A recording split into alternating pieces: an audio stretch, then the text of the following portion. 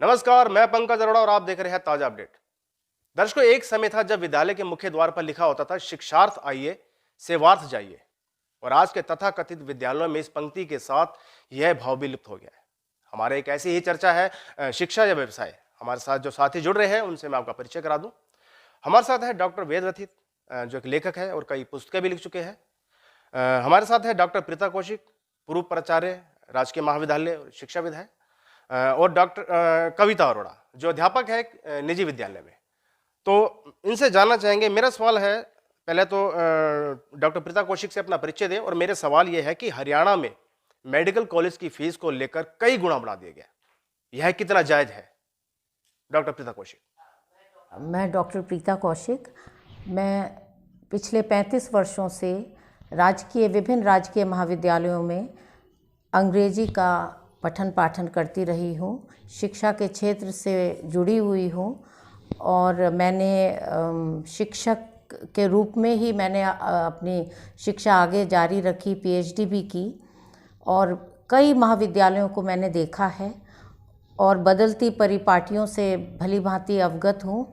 आपने जो मुझसे प्रश्न पूछा है कि मेडिकल कॉलेजेस में हरियाणा सरकार द्वारा जो फीस में वृद्धि की गई है वो कहाँ तक जायज़ है। पहले तो मैं यही कहना चाहूँगी कि ये फैसला जो हरियाणा सरकार ने लिया है ये बड़ा हैरान कर देने वाला है।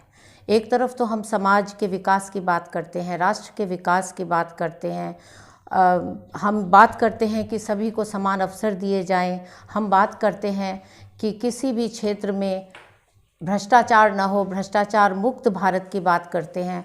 और दूसरी तरफ हम शिक्षा जैसे महत्वपूर्ण जो सेक्टर है किसी भी देश के विकास का, आर्थिक विकास का, उसमें हम इस तरह की बढ़ोतरी करके विद्यार्थियों को जो मेरिटोरियस स्टूडेंट्स हैं, जिनमें क्षमता इतनी अधिक फीस देने की क्षमता नहीं है लेकिन जिनमें प्रतिभा है, हम उनके अवसरों को काट रहे हैं, उन्हें आगे बढ़ने से अवरुद्ध कर रहे हैं। और एक साथ इतनी स्टीप जो इंक्रीज़ की गई है फीस स्ट्रक्चर में, इससे तो विद्यार्थियों का जो प्रतिभावान विद्यार्थी हैं उनका बिल्कुल ही मनोबल गिर जाएगा कि वो जो प्रतिभावान विद्यार्थी हैं लेकिन जो इतना सामर्थ्य नहीं रख सकते कि वो हर साल पर एनम 10 लाख फीस दे सकें, तो वो बच्चे तो रुक ही जाएंगे, उनकी प्रतिभा का उन्हें अवसर नहीं मिलेगा, वो आगे नहीं बढ़ पाएंगे।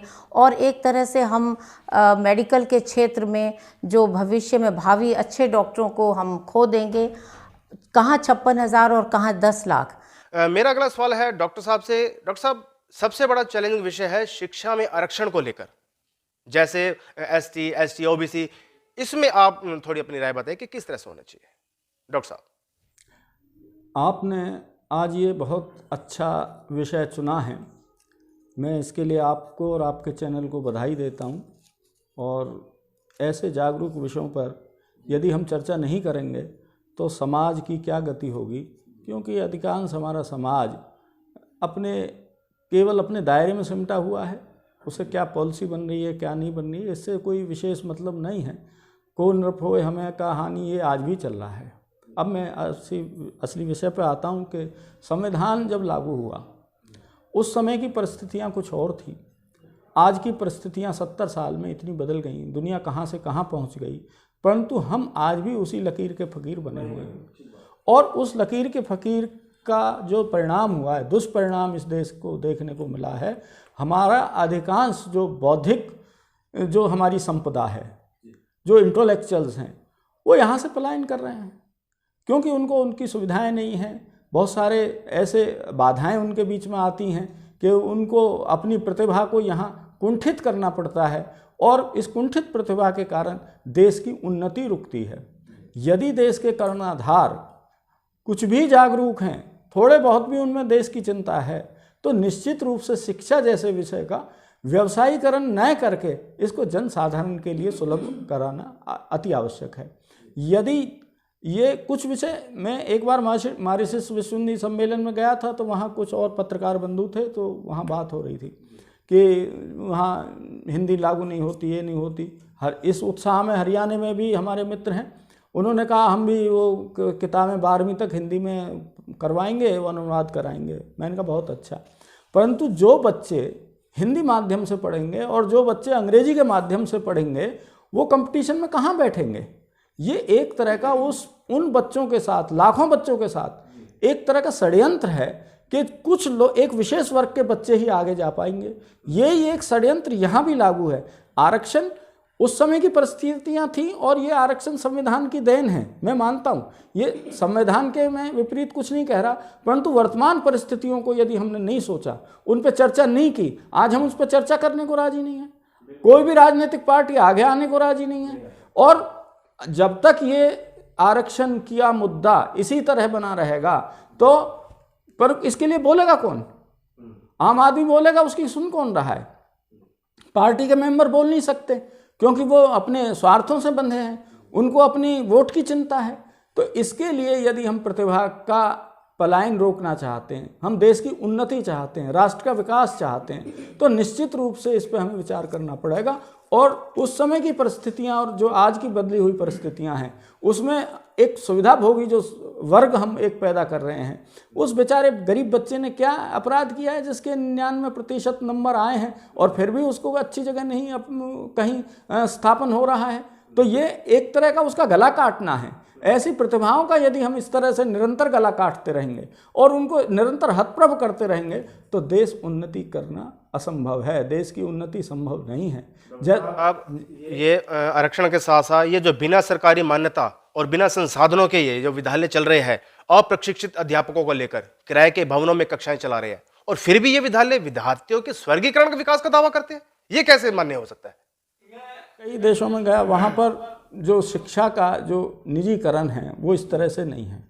आप कम से कम शिक्षा को तो सार्वजनिक कर दें। सरकार शिक्षा, स्वास्थ्य, परिवहन, इन चीज़ों को तो अपने हाथ में ले। कम से कम ऐसे ऐसे छोटे स्कूल देखे हैं जिनमें एक कमरे में वो मुश्किल से 10 बाई 12 का कमरा है, उसमें 20, 30, 40 बच्चे ठूंसे हुए हैं, उसमें सांस लेना दूभर है।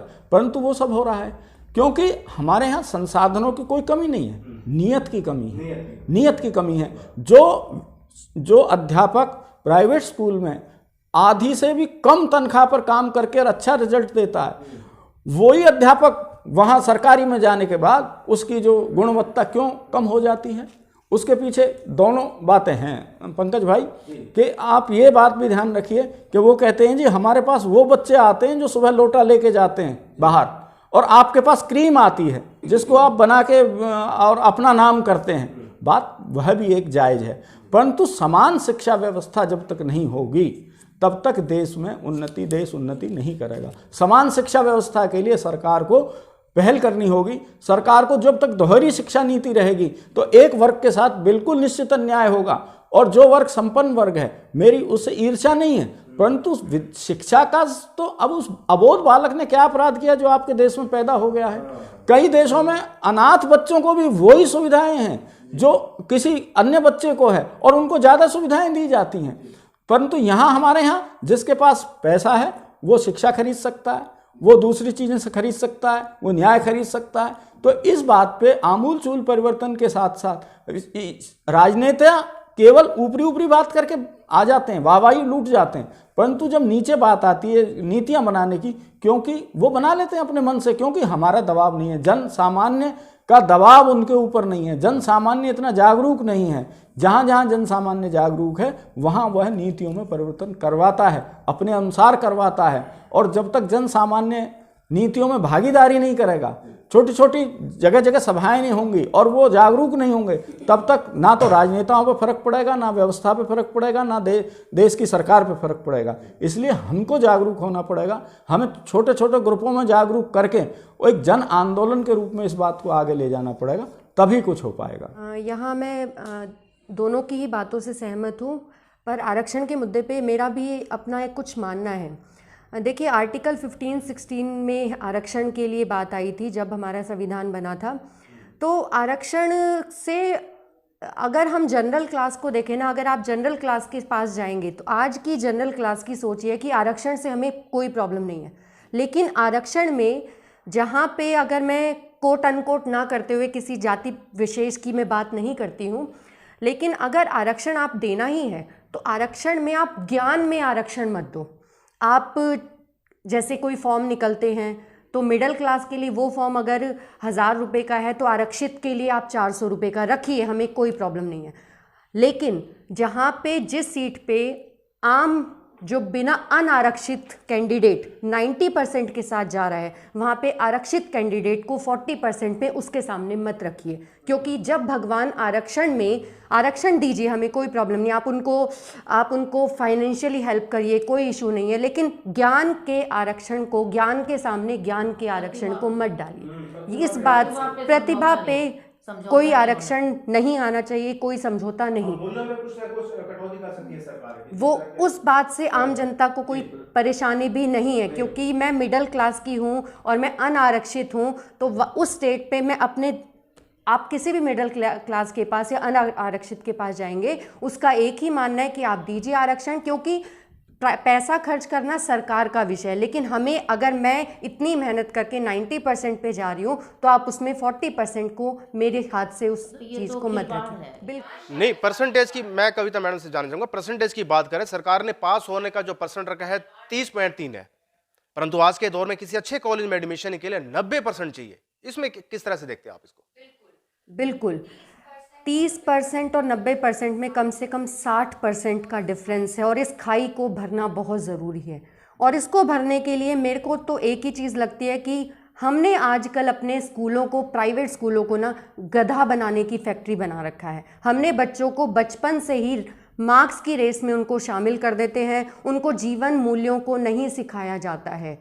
और अगर परसेंटेज वाइज अगर मैं जाके बात करूँ तो मेरा एक ही मानना है कि सो एंड सो, मेरे को अगर 12th के बाद अगर मेरे को कोई पर्टिकुलर विषय, जैसे मेरे को 12th के बाद मैथ्स पढ़ना है, तो मेरे साइंस के नंबर क्यों देखे जा रहे हैं? अगर मैं किसी पर्टिकुलर, इसके लिए एक ही तरीका हो सकता है, जैसे बाकी कंट्रीज़ में भी किया जाता है, कि मार्क्स मूल्यों के आधारित आप विषय पढ़ाया जाए, ना कि मार्क्स को देखते हुए एडमिशन ले। यहाँ पे ग्रेडिंग सिस्टम को आना बहुत ज़रूरी है। जब तक ग्रेडिंग सिस्टम नहीं आएगा तब तक इस परसेंटेज के डिफरेंस को ख़त्म नहीं किया जा सकता।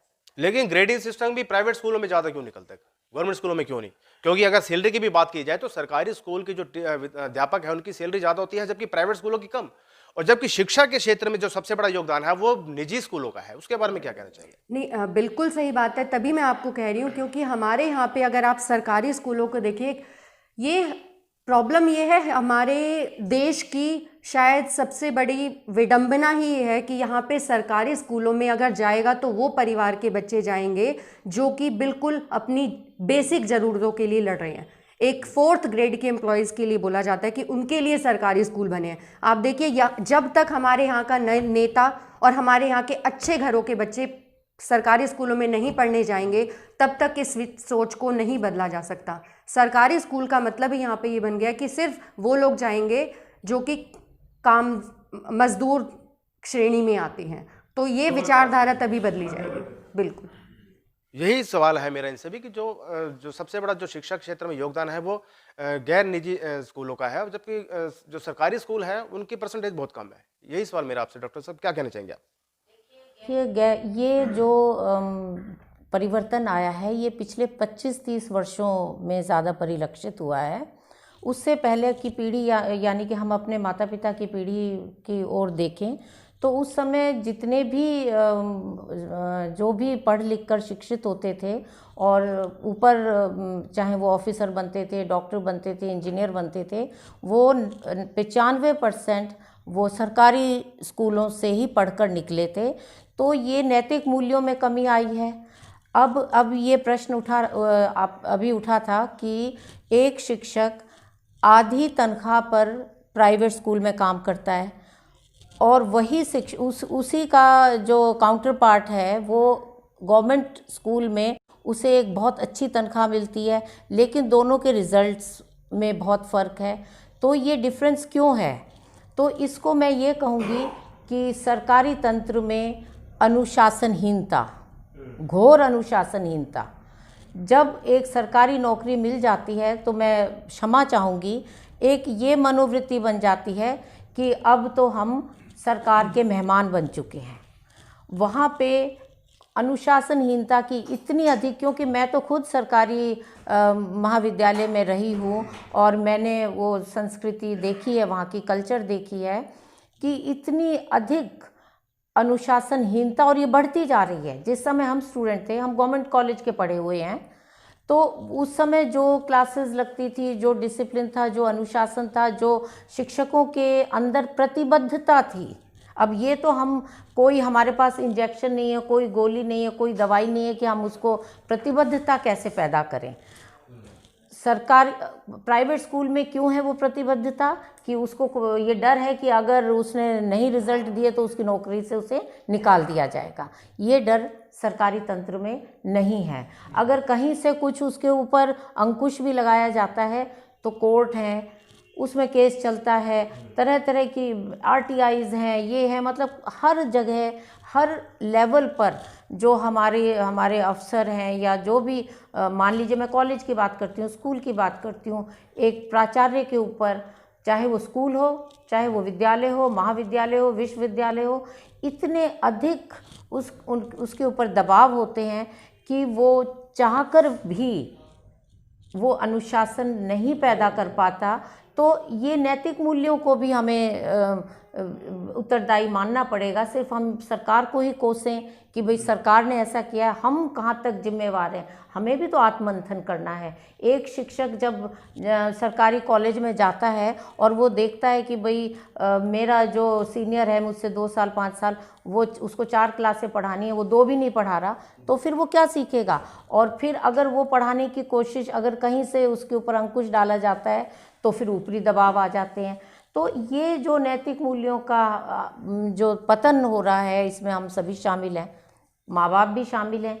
क्या माँ बाप, आज के माँ बाप जो हमारे माता पिता थे या जो हम हैं, क्या आज के माता पिता वो मूल्य दे रहे हैं अपने बच्चों को? बच्चों को मोबाइल पकड़ा दिया, वो 24 घंटे उस मोबाइल में क्या देख रहा है, क्या नहीं देख रहा, न माँ को पता, न पिता को पता। तो मैं तो ये मानती हूँ कि पहली पाठशाला तो घर होता है। अगर हम वहीं से एक अच्छे मूल्यों का बच्चों में मूल्य डालते हैं तो जन से परिवार बनता है, व्यक्ति से परिवार, परिवार से समाज और समाज से राष्ट्र। तो जो मूलभूत इकाई है मनुष्य की, जो उसका घर है, वहीं से ही अच्छे नैतिक मूल्यों का अगर हम पोषण करें बच्चे के अंदर, और हम खुद भी एक अच्छे माता पिता बनकर अपने बच्चों को शिक्षित करें, तो वही बच्चे आगे जाके वही शिक्षक बनेंगे, वही अफसर बनेंगे, वही जज बनेंगे, वही समाज का निर्धारण करेंगे।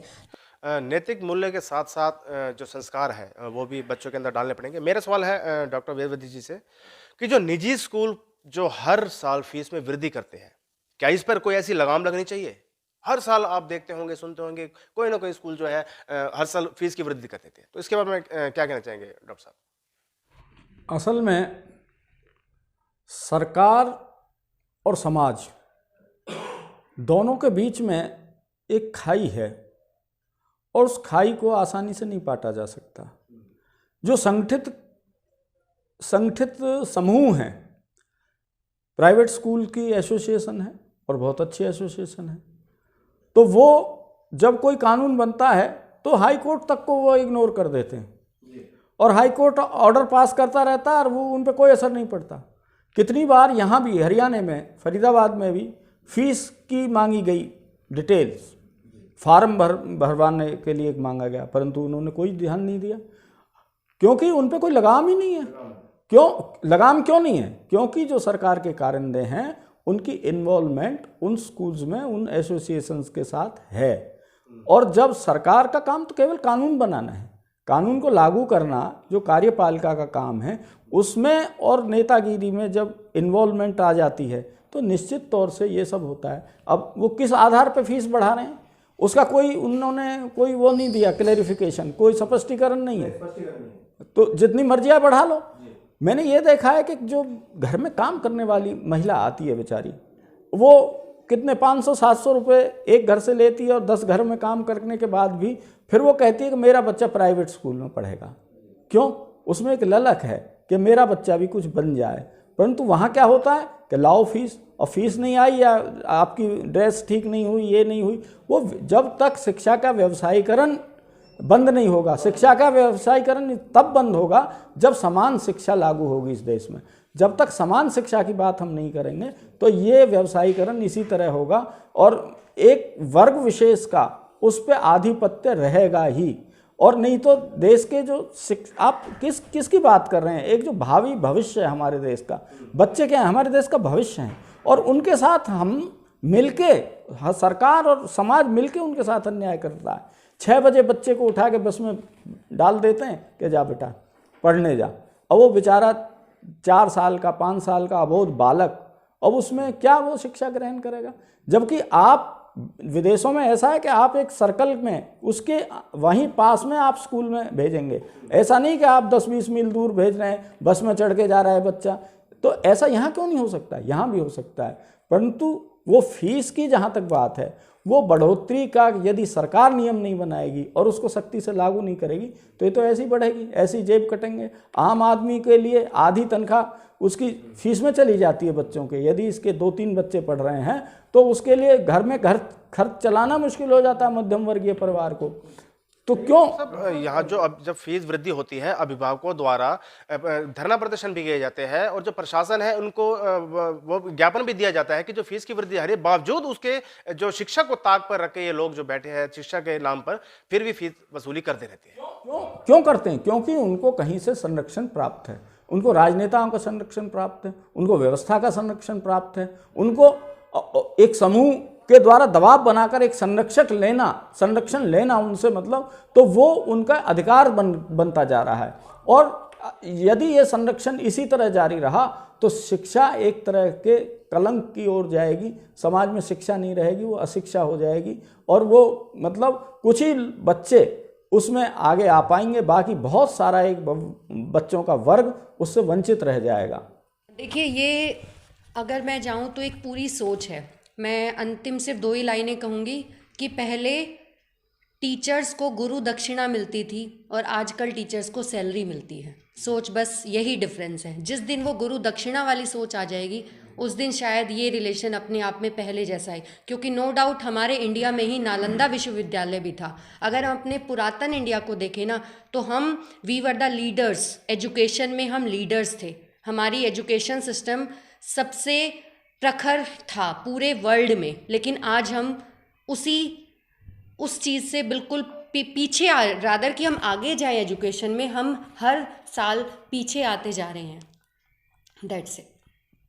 तो गुरु दक्षिणा, अगर सैलरी अगर गुरु दक्षिणा के रूप में मिले तो जो भविष्य है छात्र का कहीं ना कहीं सुधर सकता है, और जो अध्यापक है जो तन मन से जो लगे हुए हैं बच्चों को समझाने में, पढ़ाने में, तो उनमें भी कहीं ना कहीं एक जो संस्कार की भावना है वो पैदा की जा सकती है। तो आज का जो चर्चा है हम यही खत्म करेंगे और अगली चर्चा के लिए आप हमसे बने रहिए और देखते रहिए ताज़ा खबर। नमस्कार।